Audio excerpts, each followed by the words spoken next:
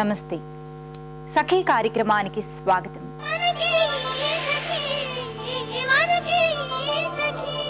ప్రొద్దుటే ఎవరో తలుపు కొడుతుంటే తీశానండి. మా పక్కింటి పాప అన్విత, ఆంటీ నాకు కొన్ని ఆకులు కావాలి అని అడిగింది. తమలపాకులేమో అనుకొని లేవమ్మా అని చెప్తుంటే, ప్లీజ్ ఆంటీ నా ప్రాజెక్ట్ కోసం ఒక్కొక్క ఆకిచ్చినా చాలా ఆంటీ అంటూ బ్రతిమలాడడం మొదలుపెట్టింది. నా జవాబు కోసం ఎదురు చూడకుండా నేరుగా మా బాల్కనీలోకి మొక్కల దగ్గరికి వెళ్ళిపోతుంటే అర్థమైంది, ఆ పాపకి కావలసినవి తమలపాకులు కాదు, వివిధ రకాల మొక్కల ఆకులు. ఆ ఆకులతో ఏం చేస్తావమ్మా అని అడిగాను. పుస్తకంలో ఒక్కో ఆకును అతికించి అది ఏ మొక్కకు చెందిందో ఆ వివరాలన్నీ రాయాలట, ఈ పనికి మార్కులు వేస్తారట అనంది. ఈ కార్యక్రమం చూసేయండి, మళ్ళీ మాట్లాడుకుందాం.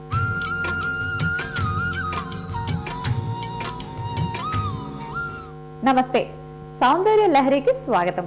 ఈరోజు మన సౌందర్య లహరి పంజాగుట్టలో ఉన్న అనూస్ బ్యూటీ పార్లర్కి వచ్చింది.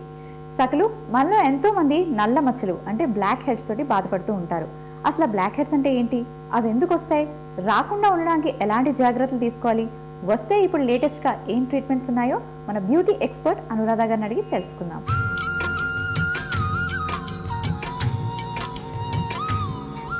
నమస్తే అనురాధ గారు. నమస్కారం మేడం, జనరల్గా సకులందరికీ లేడీస్కి ఎస్పెషలీ మన చిన్న చిన్న బ్లాక్ హెడ్స్ వచ్చేస్తూ ఉంటాయి.